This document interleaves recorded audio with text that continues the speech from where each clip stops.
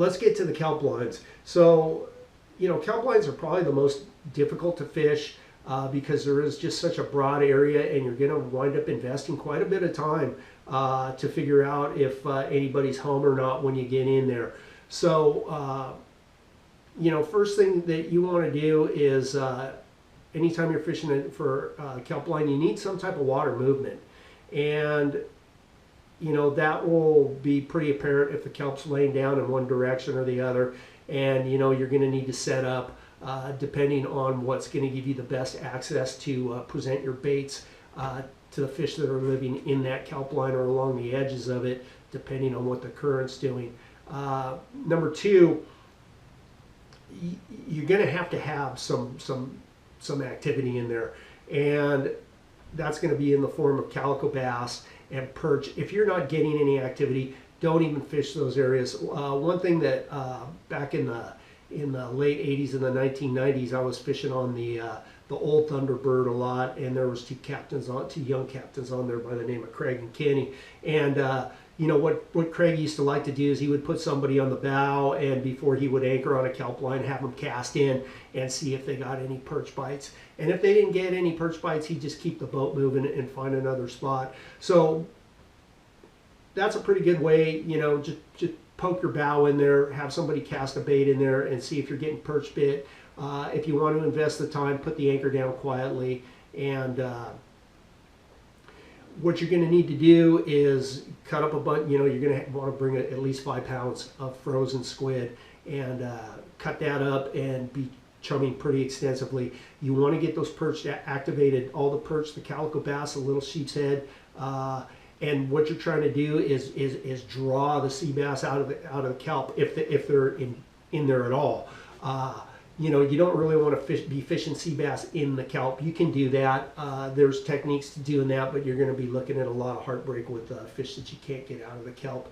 But one thing I want to mention too is in this type of fishing, you're going to be going through a lot of bait.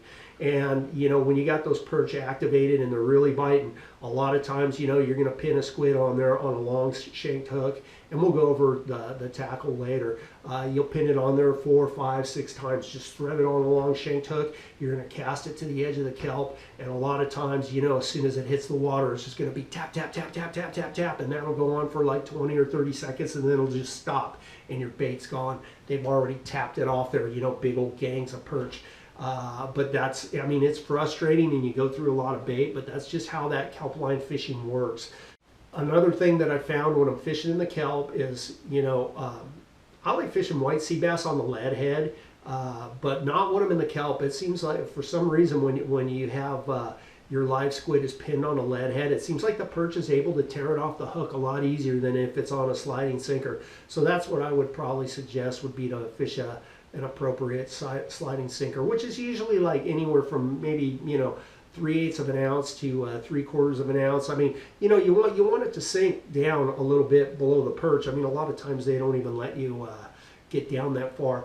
But what we'll do is we could go over the charts, and I'll show you where some of the better kelp beds are, kind of give you some fishing tips. All this is going to be condition dependent. If there is no conditions, don't fish there. You're wasting your time. Okay, back to the chart of Catalina, going over some kelp lines that we could fish for white sea bass. Before we begin, there's one thing you need to be aware of, and that's, the different kelp beds, various kelp beds around the island are going to change from year to year, depending on the water temperature. So some years they flourish, some years they recede. So just be aware of that, and we'll go ahead and start taking a look, and we'll start here at the east end. So from the east end light, this point right here, there's a bunch of little kelp patches and stringers that come around Church Rock, and at any time, condition depending, you could find sea bass in there. So, but you're going to have a lot of these little kelpy areas that aren't really the main kelp beds, and I'm just going to kind of stick to the main kelp beds for this. So right here is an area that's called the slide kelp, and in past years white sea bass have got in there pretty good. It's not a particularly huge area, but that's a good one to fish. And then once again, coming under here, this is orange rocks, and all through the 3 V's here, there's stringers and patches of little reefs and stuff with kelp on them that are, could hold sea bass at any given time. A lot of times conditions are washing off the beach here too that kind of make that area productive. But I wouldn't really call those the kelp beds, proper that I would be fishing when I'm talking about fishing the kelp line. It does begin right here at Salta Verde. So Salta Verde is a very major kelp bed. And like I say, from year to year, it's going to be different. You can see how the reef kind of sticks out right there. So that's a good one. Caught numerous sea bass there and halibut along the edge of the kelp line. Once again here, this is Freddy's Beach. We talked about that in the Squid Grounds video. And there's a pretty good kelp bed in front of that can have some sea bass in it. Condition dependent, that's the thing. It all depends on the condition. Once again, here we get into the MLPA, so there's no fishing for white sea bass through here. Once we get to Ben Weston, especially, around the point where the reef is and stuff, this is probably some of the best area of the entire island, I think, for fishing the kelp line, because there's extensive kelp beds all through here. And, caught a lot of white sea bass off the kelp in years past. At any given point in this area of the island. So normally what I like to do is I'll fish this in a downhill condition. You kind of lay in here better. But, I mean, all the way from Ben Weston Point and up here, when you come around Sentinel Rock and this area right here, which is called the Screaming Monkey, and into Shark Harbor. You don't want to get too far into Shark Harbor because waves could break in there, so you got to be careful. All this out in front of Little Harbor, all the way up to Pedestal Rock, all the way to Junk Point, and there's just lush kelp beds most years all the way through here. Now, I haven't really done too much kelp bed fishing in this area. Once you get around, I just call this Croaker Crook. I don't know what the name of that beach is. We just catch a lot of yellowfin croaker in there.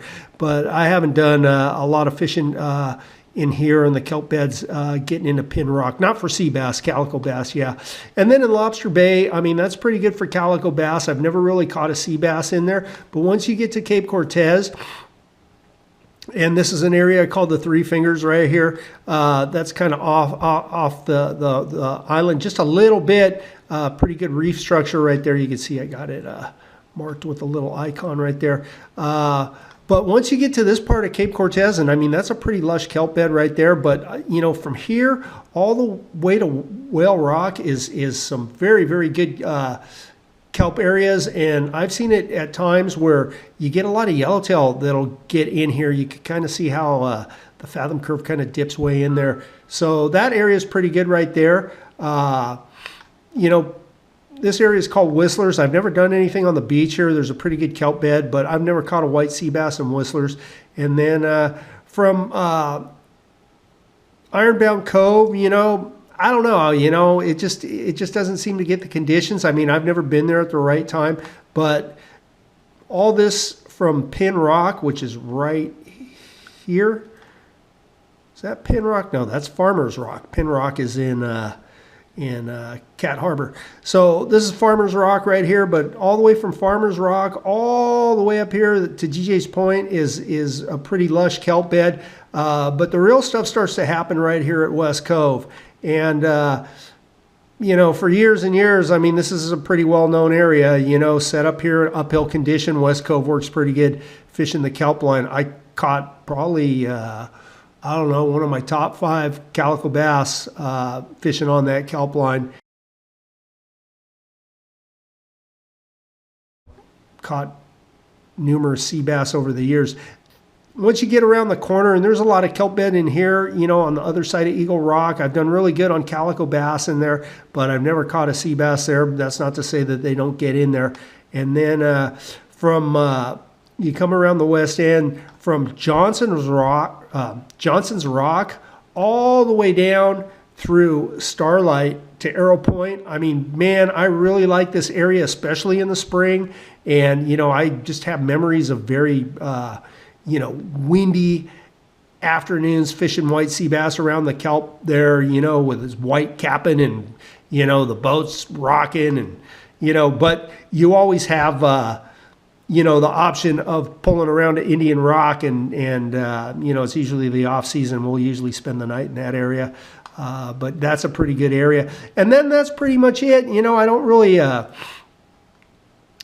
do any other fishing for white sea bass in the kelp down the front here, even though I did, before it was closed, we did come around the corner here at Long Point early one morning when Italian Gardens was open to fishing, and on the kelp that was right underneath the green slide right here, we were pulling in there and we saw a bunch of bait jumping out of there. Could have been sours, might have been smelt, and we pulled in there and we actually had like a little half an hour window and caught like a 35-pound white sea bass out of there and about a 12-pound yellowtail. But yeah, that was pretty much it.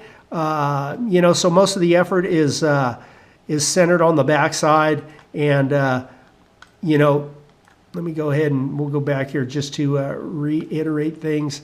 This area from Ben Weston Point across to Ribbon Rock is probably where I would spend the most of my effort fishing the kelp. And like I said, you know, you could get some stuff down here, down east too, on the stringers and the patch reefs and stuff. And so, yeah, if you get in there, you know, I mean, it's a lot of fun exploring, you know, and that's the thing. You just got to spend your time, go in there and try different things. And over the years, you know, you'll start to put things together. I mean, that's the only way you learn. I mean, I could tell you, you know, do this, do that, but until you see it with your own eyes. And, you know, another good thing too is, when you do catch sea bass, you know, make a note of where it was, what the tide was, and, you know, everything, what the weather was, what you had for bait, what the water temperature was. You know, I have a, well, here, hang on just a second.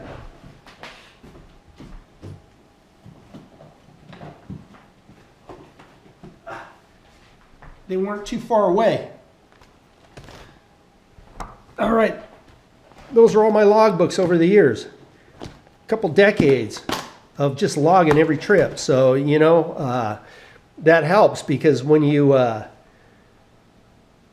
heading out blind, you know, and say like I was going out, well, what's today? Like May 24th. If I was going out on May 24th, I could go back to the end of May, year after year, and just kind of see where I was fishing, what I was doing. And it kind of gives me a starting point, you know, where I might want to go. That's if, you know, I hadn't been out in a while and I don't know what's going on. But anyways, go ahead and give it a try, and good luck. Okay, so the gear for fishing the kelp line is fairly simple.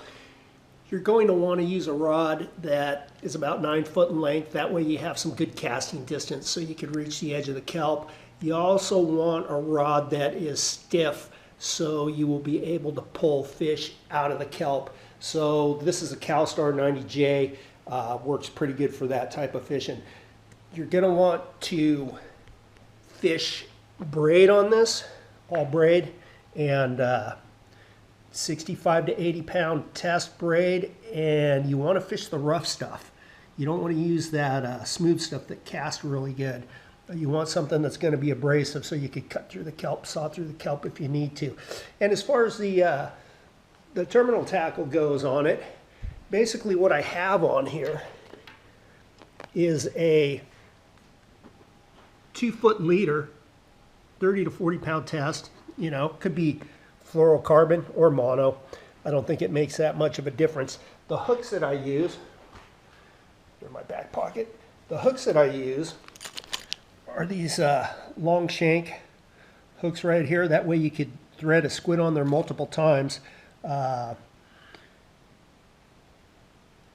then you're just going to use the appropriate size weight for the conditions that you're fishing, the rate of sink that you want. Sometimes what I'll do is, if you notice right here, I got a Carolina Keeper on there. That way it'll peg the sinker closer to the hook. So when you cast out and the perch are pecking at your squid, instead of the sinker sliding away and the perch keeping your squid suspended, it'll help pull the pull your bait away from the perch and sink it down a little bit to get to the sea bass that, you know, hopefully will be hanging out below them. And another thing you could do too is in the forward rod holder, I would probably recommend, you know, putting a jig out. Now, it doesn't have to be as big of a jig as you would put out when you're fishing the squid grounds there. You know, but a heavy jig, one of these Tatty double A's. This one is my favorite right here. That's a Tatty 9 with, once again, my custom pink nail polish paint job on there. Yeah, the white sea bass really like that pink. And then you could use one of these too, because this thing kind of has a squid profile. I don't know if you've ever, you know, observed squid in the water. They have a tendency to kind of idle in place, and they'll just kind of move back and forwards like that. And when this thing's hanging in the rod holder, and these ones you could fish a little bit closer to the bottom than the ones you would be fishing on the squid ground. So, you know, you could have it about 2 feet off the bottom. And then that way, you know, as the boat rocks, you know, so your jig is going up and down, kind of like a squid in idle, right? So that's the whole purpose of that. But definitely worth your while to throw a jig in the forward rod holder. And that's it for the tackle. Pretty basic.